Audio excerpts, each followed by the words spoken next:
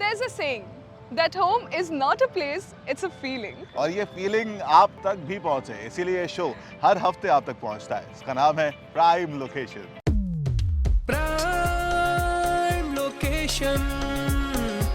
Prime location ये एक ऐसा शो है जो कि आपकी रियल एस्टेट से जुड़ी हर फीलिंग्स को मद्देनजर में रखकर बनाया गया है। जी हाँ, चाहे प्रॉपर्टी आपकी रेसिडेंशियल हो या कमर्शियल हो, इनसे जुड़े हर एक सवाल का जवाब आपको मिलता है इसी शो पर।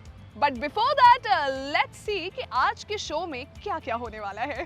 देखिए, जब बात करेंगे आप प्राइम लोकेशन की, तो आज सबसे पहले हम जानेंगे इस वायरल सवाल का जवाब कि क्या मतलब होता है पावर ऑफ अटॉर्नी का।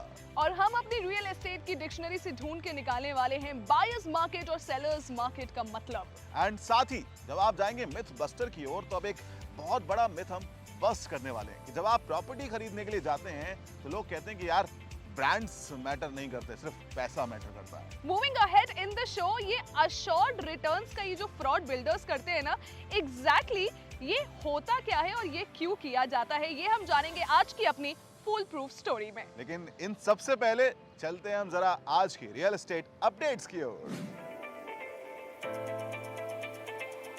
सबसे पहले अपडेट की बात करूं तो महाराष्ट्र रेरा ने मुंबई के पालघर एरिया में एक रुके हुए प्रोजेक्ट के लिए लैंड ओनर्स को उसे फिनिश करने के राइट्स दे दिए हैं। इस बिल्डर ने इस प्रोजेक्ट को 20% ऑलरेडी तैयार कर दिया था, लेकिन उसके बाद इसे रोक दिया गया था। इस प्रोजेक्ट में लगभग 150 फ्लैट्स और शॉप्स भी हैं। बैंगलोर हाई कोर्ट ने स्टेट गवर्नमेंट से एक आईएएस ऑफिसर को अपॉइंट करने के लिए कहा है एज अ नोडल ऑफिसर, जो कि म्युनिसिपल बॉडीज और बाकी डिपार्टमेंट के साथ मिलकर काम करेगा एक डैशबोर्ड तैयार करने में। इस डैशबोर्ड के अंदर सारी प्रॉपर्टीज की डिटेल्स होंगी जिन्हें आम इंसान भी इजीली एक्सेस कर सकेगा। तीसरी अपडेट की बात करूं तो पुणे सिविक एडमिनिस्ट्रेशन ने 7 हाउसिंग सोसाइटी से लगभग 52,000 का फाइन वसूला है। ये इसलिए किया गया है क्योंकि गाइडलाइंस के हिसाब से हाउसिंग सोसाइटीज या फिर कमर्शियल एस्टैब्लिशमेंट्स जो कि 100 kg से ज़्यादा गार्बेज प्रोड्यूस करते हैं, उन्हें वेट वेस्ट को अपने ही प्रीमाइसेस में प्रोसेस करना होता है, जो कि क्लियरली ये 7 सोसाइटीज नहीं कर रही थी। सवालों की ना एक खासियत होती है, जब तक आपको उसके जवाब नहीं मिलते ना, वो आपको बहुत परेशान करते हैं। और जब ये सवाल ना आपसे जुड़ा हो, मुझसे जुड़ा हो, इवन हम सबसे जुड़ा हो ना, तो ऐसे वायरल सवाल का जवाब लेना तो बनता है।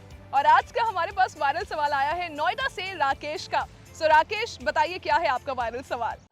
वायरल सवाल। हाय, मेरा नाम राकेश है और मैं नोएडा में इंजीनियर हूँ। एक वर्ड काफ़ी ज़्यादा मुझे क्लिक किया, पावर ऑफ अटॉर्नी। ये खासकर मुझे अभी से नहीं, काफ़ी टाइम से मुझे इसके बारे में जिज्ञासा थी और हमने मूवीज़ में इसको काफ़ी सुना है, फिल्मों में काफ़ी सुना है। खासकर जब बात जायदाद की आ जाती है कि भाई बंटवारा होगा, पावर ऑफ अटॉर्नी किसके पास, तो मुझे इसकी एक्चुअल वैल्यू जाननी है और मुझे जानना है कि इसका खासकर मतलब क्या होता है।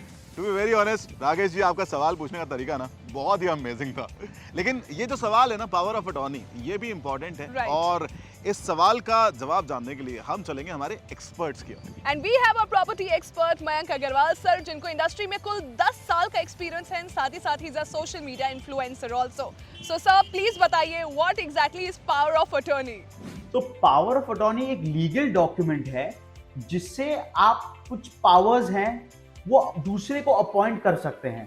मान लीजिए यू ट्रैवल अ लॉट, आप एनआरआई हैं या आपका because of work you and up travelling a lot, तो इसमें आप एक लीगल डॉक्यूमेंट होता है power of attorney. Someone you trust, उसको आप ये पावर दे सकते हैं। तो वो क्या करता है, आपकी एब्सेंस में ही can sign on your behalf. वो आपके लिए मीटिंग्स अटेंड कर सकता है। मान लीजिए सोसाइटी की कोई मीटिंग हो, वो अटेंड कर सकता है आपके लिए। मान लीजिए आपके एब्सेंस में उसको भाड़े पे चढ़ाना है आपका घर, मतलब आपको चढ़ाना है, but you need someone to sign on your behalf, तो वो पावर ऑफ अटॉर्नी एजेंट कर सकता है आपके लिए। तो पावर ऑफ अटॉर्नी एक बहुत अच्छा तरीका है। You can give that to anyone you trust and he can take care of things on your behalf in your absence. You can sell, but not with everyone. There's a special power of attorney for that, and the power of attorney gets revoked once you die. So remember that. तो अगर मैंने किसी को power of attorney दिया और मैं मर गया, इट्स कैंसल्ड। यार अमेजिंग, मतलब वो कहते हैं कि अगर आप खुद किसी चीज में एक्सपर्ट बनना चाहते हैं तो पहले एक्सपर्ट्स को सुनना सीखें। और जिस तरह से मयंक अग्रवाल ये हमारे सवालों के जवाब देता है ना, इट्स अमेजिंग। नो डाउट इस शो को देखते देखते, इस वायरल सवाल के जवाब लेते लेते एक दिन हम भी एक्सपर्ट जरूर बनेंगे। और बनना भी चाहिए, you know Vaibhav, because real estate is a thing जिसके बारे में आपको ज़्यादातर चीज़ें पता होनी चाहिए। यही इस शो का मोटिव है। अगर आपके मन में भी कोई ऐसा सवाल है जो आप किसी से नहीं पूछ पा रहे रियल एस्टेट से जुड़ा हुआ, तो हमारे पास कमेंट सेक्शन है, प्लीज़ ड्रॉप डाउन, या फिर आप हमारे को व्हाट्सएप कर सकते हैं और 9506 104 104। सोना, यार मैंने ना ये रियल एस्टेट के मार्केट में एक टर्म बहुत सुना है, ये बायर्स मार्केट। बायर्स मार्केट के साथ तुम्हें पता है, मैंने भी एक टर्म सुना है, सेलर्स मार्केट। तुम्हें पता है ये सेलर्स और बायर्स मार्केट आखिरकार होता क्या है? And please don't guess. हाँ ओके, मैं गेस नहीं करूंगी, बट मुझे आधा पता है, एंड आई गेस आधा हम अपनी रियल एस्टेट की डिक्शनरी से पता लगाने वाले हैं। Better, let's go for our real estate की डिक्शनरी। Real estate dictionary.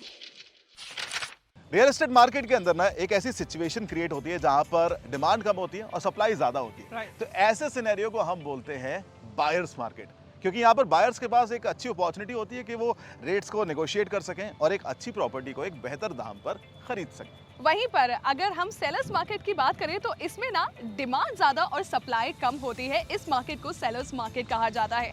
ऐसी सिचुएशन में सेलर्स काफी ज्यादा प्रॉफिट में होते हैं। तो अगर आप अपनी प्रॉपर्टी बेचना चाहते हैं तो sellers market is the best option for you. क्या बात कर रही है सोना, यार ब्रांड्स को कौन देखता है? प्राइस नेगोशिएट होना चाहिए, प्राइस सस्ता मिलना चाहिए। क्या आप भी इसी मिथ में हैं? अगर हाँ तो let's bust this myth. Myth buster.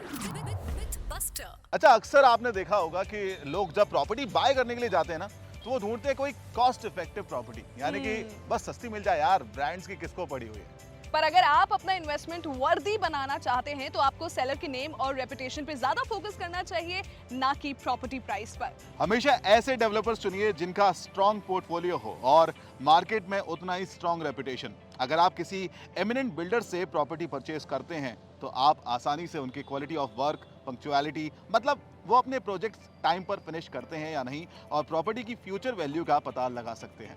ऐसे बिल्डर्स जिनका कोई ट्रैक रिकॉर्ड नहीं है, जिनके बारे में किसी को नहीं पता कि उनका काम कैसा है और ना ही इसका पता लगाने का कोई तरीका है, ऐसे बिल्डर्स के साथ सिर्फ इसीलिए जाना कि उनकी प्रॉपर्टी का प्राइस कम है, it's not at all a good move. See, हम ऐसा नहीं कह रहे हैं कि आप किसी नए बिल्डर के साथ नहीं जा सकते जब आप इन्वेस्टमेंट की बात करते हैं, लेकिन जब आप एक सेफ्टी चाहते हैं, आप चाहते हैं कि मेरी ये जो इन्वेस्टमेंट है वो सेफ रहे, तो किसी रेपुटेटेड या फिर किसी नामचीन बिल्डर के साथ ही आप जाएं। Absolutely right. और अगर कोई ऐसा बिल्डर है जिसको आप पर्सनली जानते हैं, then of course it's a different call, वो आप अपने हिसाब से अग्री कर सकते हैं, बट एल्स अपनी इतनी मेहनत की कमाई को ऐसे जाया ना होने दे। क्यों? क्योंकि प्रॉपर्टी का प्राइस कम है। देखिए, दो तरह की प्रॉपर्टीज ली जाती है।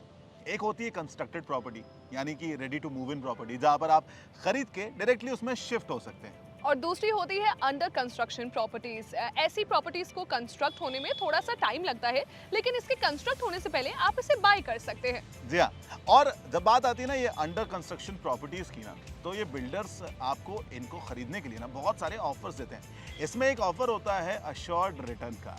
अभी अश्योर्ड रिटर्न कैसे होता है, इसके पीछे की कहानी क्या होती है और कैसे आपको फूल बनाया जाता है, आज हम जानेंगे हमारे फूल प्रूफ स्टोरी के अंदर। कई बिल्डर्स आपके सामने एक ऐसी स्कीम लेकर आते हैं जहां पर वो आपसे कहते हैं कि ये अंडर कंस्ट्रक्शन प्रॉपर्टी आप बाय कर लीजिए, 20 to 40% आपको डाउन पेमेंट देना होगा। इनफैक्ट कई केसेस में वो आपसे 100% पैसे मांगने की भी पूरी कोशिश करते हैं और ये कहते हैं कि जब तक आपके पास प्रॉपर्टी का पोजेशन नहीं आ जाता, तब तक उन्हीं पैसों पर वो 12 से 14% आपको रिटर्न्स भी प्रॉमिस करते हैं। अच्छा, और ये प्रॉमिस आप मान लें, बेसिकली आप इस पर विश्वास कर लें, इसके लिए वो आपको पोस्ट डेटेड चेक्स दे देते हैं। आप इनको खुशी खुशी घर लेकर चले आते हैं, लेकिन दिक्कतें तब शुरू होती हैं जब आप उन चेक्स को लगाते हैं और वो चेक्स बाउंस होना शुरू हो जाते हैं। राइट। ऐसी कंडीशन में इन बिल्डर्स का मकसद ये होता है कि पहले ये पैसा कलेक्ट कर लें, बाद में हम बैंक्रप्सी भी डिक्लेयर कर देंगे या पैसों को इधर उधर डाइवर्ट कर देंगे।